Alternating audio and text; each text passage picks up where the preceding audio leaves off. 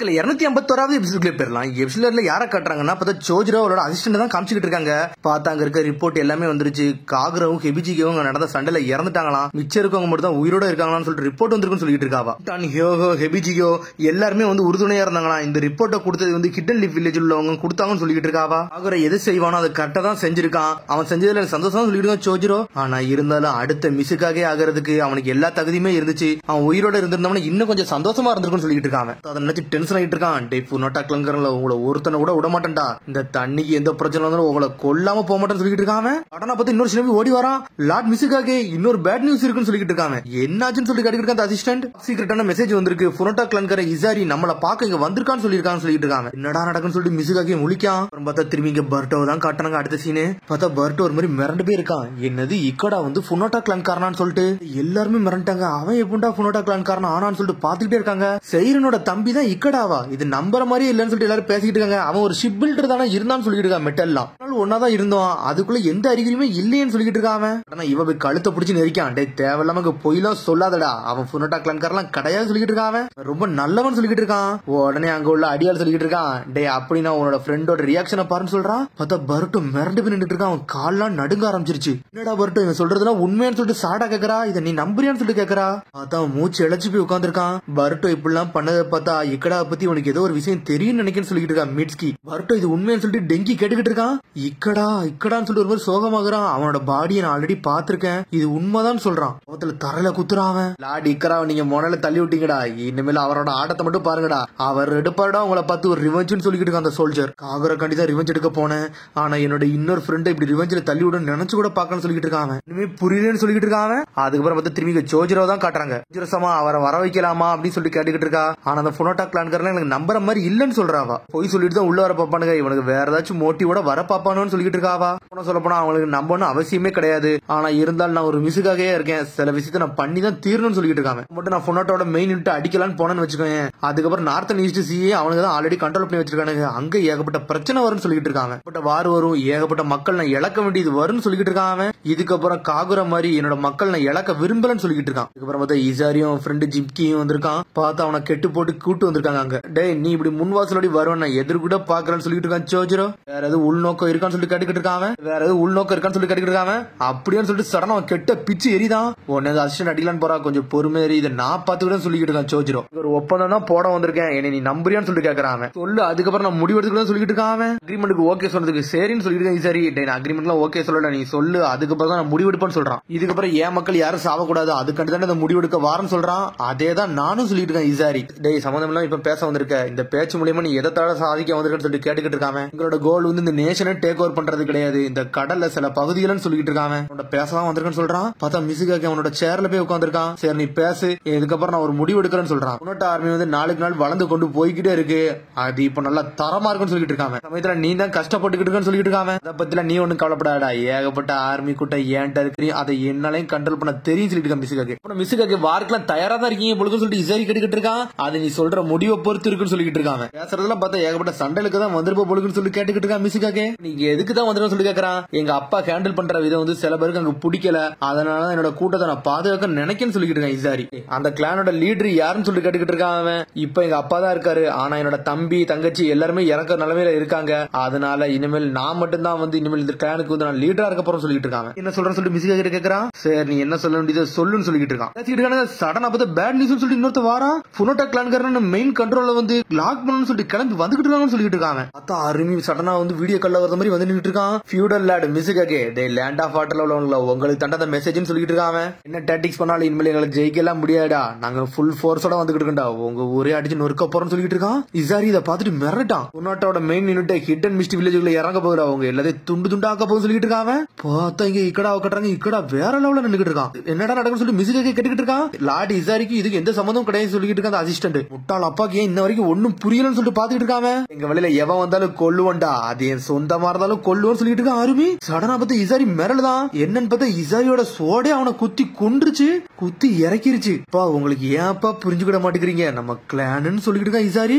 பார்த்தா அங்க வச்சு சாஞ்சிட்டான். இசாரி சமா இது எல்லாமே என்னோட தப்பு தான், நான் பண்ண தப்புனாலதான் நீங்க இறக்க போறீங்கன்னு சொல்லிட்டு ஜிம்கி கத்திக்கிட்டு இருக்காம. சடனா பார்த்தா சோட பாஞ்சு மிஸ்ஸுக்காக போடுதலான்னு வருது.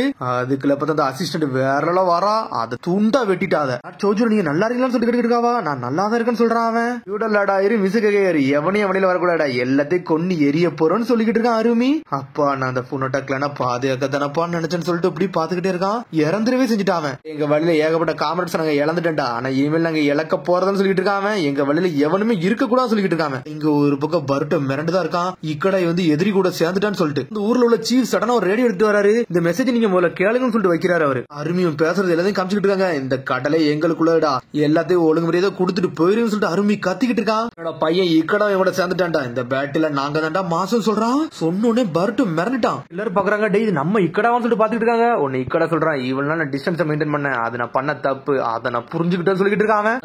இதுக்கு எல்லாம் பதில் சொல்லணும்டா, நான் மன்னிக்க போறதுன்னு சொல்லிட்டு இருக்காங்க. இது இக்கடையோட வாய்ஸ் தான் சொல்லிட்டு மிரண்டான் பருட்டோ. சொன்ன மாதிரி உண்மையிலே களத்துல இறங்கிட்டான்னு சொல்லிட்டு பாத்துக்கிட்டு இருக்காங்க அவங்க. அருமையோட பையன் தாண்டா அவன் சொல்றான் மிசுக்காக்கு. அருமையோட பையன் தாண்டா சொல்லிட்டு இருக்கான் மிட்ஸ்கி. வேற லெவல் பண்ண போறான்னு சொல்லிட்டு சோல்ஜர் கத்திக்கிட்டு இருக்கான். எங்களுக்கு தாண்டா இனிமேல் யாருக்குமே கிடையாது சொல்லிட்டு கத்திக்கிட்டு இருக்கான். உடனே இங்க இக்கடா கட்டுறங்க டே நம்மளோட ஃபர்ஸ்ட் டார்கெட் வந்து ஜினோனாமிய, அந்த ஒன்னா தாண்டா நம்ம டார்கெட் பண்ணி அடிச்சு நொறுக்கணும். அந்த லேண்ட் ஆஃப் வாட்டரோட சிம்பிளே அதான், அதை அடிச்சு நொறுக்கிட்டு அது ஹிடன் மிஸ்ட் வில்லேஜ் போய் நொறுக்கும்னு சொல்லிட்டு இருக்காங்க. படையை கொண்டுட்டு போன்னு சொல்றானுங்க. பார்த்தா 10-15 ஷிப்போட வந்துகிட்டு இருக்கானுங்க. பார்த்தா ஏகப்பட்ட ஆர்மியோட இறங்கி வந்துகிட்டு இருக்காங்க. இக்கட நினைச்சு பர்ட்டோ மிரண்டான், என்னடா இப்படிலாம் ஆயிருச்சுன்னு சொல்லிட்டு இங்க திரும்பி லார்ட் ஜோஜிரோ தான் கட்டிக்கிட்டு இருக்காங்க.